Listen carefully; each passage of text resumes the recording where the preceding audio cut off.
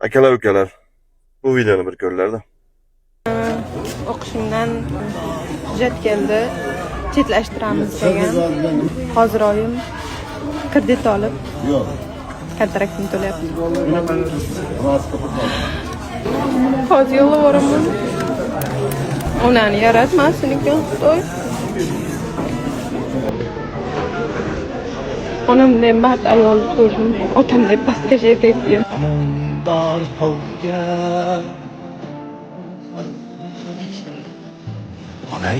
Bu videoni ko'rib, yoshligim esimga tushib ketdi. Nolyapti demang, dardini aytyapti demang, faqat onamdan boshqa hech kim yo'q hozir. Yoshligimni eslaganim sababi bobom bilan momom tarbiya qilgan. Onam ishladi, harbiy edi. Nimaiki qilsa ham men uchun qiladi. Kelajagini zo'r qilay deb turib ishlardi. Undan ming rahmat. Bobom bilan momom insonni qadrlashdi, insonlar bilan muomala qilishdi, mehr berishdi, yaxshilik qilishlarni o'rgatadi. Shularning tarbiyasini olib shu darajaga yetdik. Rahmatli bobom bilan momom o'tib ketdi. Hozir asosiy meni qo'llab-quvvatlab turadigan bu onam. Duogo'yim, suyanchiq tog'im bu meni onam. Men ham otasi o'sganman, lekin olamen.